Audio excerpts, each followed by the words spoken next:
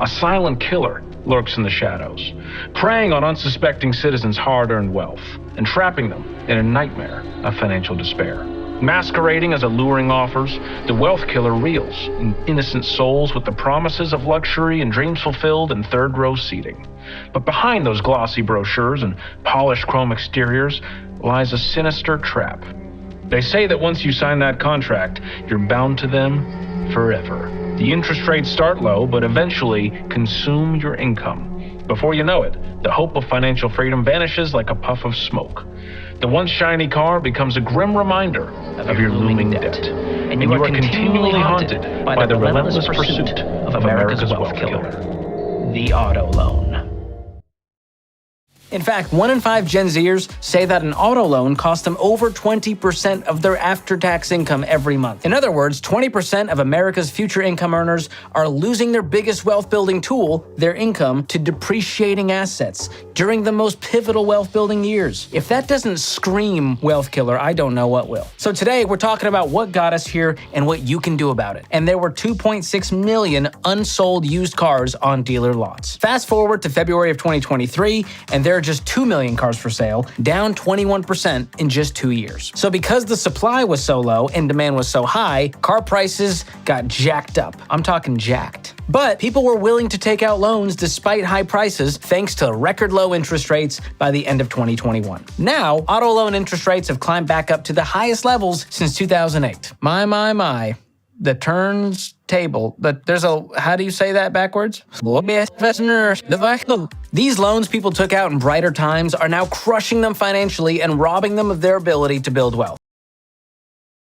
Don't miss that. Your brand new car loses on average 60% of its value in the first 5 years. But don't worry, even though your car is plummeting in value, you'll still be shelling out that same monthly payment for the entire length of the loan term, which on average now is longer than 5 years. And just to be completely clear on what a whack job this deal is, after 70 months of payments, you've got a paid off car that you financed for $40,000, but you paid a total of $50,000 for thanks to interest. That's now only worth $16,000. And the worst part about this is, you're gonna do this all over again when you finance your next car. You're going to do this over and over and over and keep on taking more car loans up until the day your grown children take away those Buick keys and declare you a danger to the public. I mean, think about it this way. We know that the average new car payment is $717, meaning some people are spending way more. In fact, lots of people now have payments over $1,000 a month.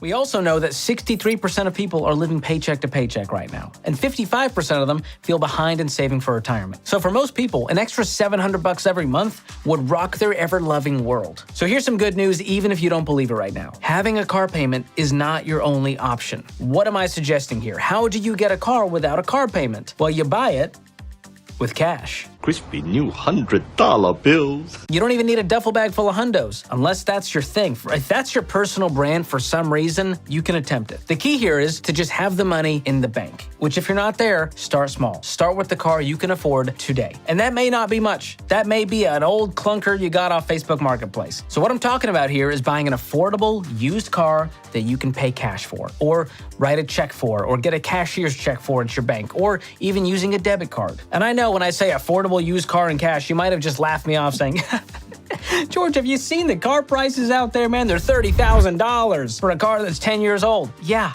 I have. I research regularly because I have no life and hobbies, and this is all I do with my time. I sit in here and do these videos for you, just for you to be mad at me for making a video for you. I'm not mad, just disappointed. Now, the days of the $1,000 beater car may be gone, but you could save up around $4, $6, or $8 grand and buy a solid car that gets you from point A to point B. Now, finding this affordable car, it's going to take some research and digging, and you're not going to find this at your local brand new car dealership. You're going to have to go look at independent used car dealerships and Facebook Marketplace and other areas. But the bottom line is, your budget should dictate the kind of car you can afford, not the other way around. Don't get it twisted. And if you're telling me the $6,000 car doesn't exist, you're just bad at Google. And I get it. You may not want that car. It may not be your dream car. But just because you don't want to drive it doesn't mean it doesn't exist. And I personally lived this out. I drove an 07, then I drove an 09, and I currently drive a 2013. That's right, a 10-year-old car. And I'm not broke. So if you are broke, it's time to reset your expectations about what kind of car you deserve and understand that you're not going to be driving this car forever. Now, it's easy to come up with all the reasons why you need that nice new car, but now is the worst time in history to buy that new car. All that matters is that your car gets you where you need to be, at least until you can save up for a better one. And if you know you're going to want a better car down the road,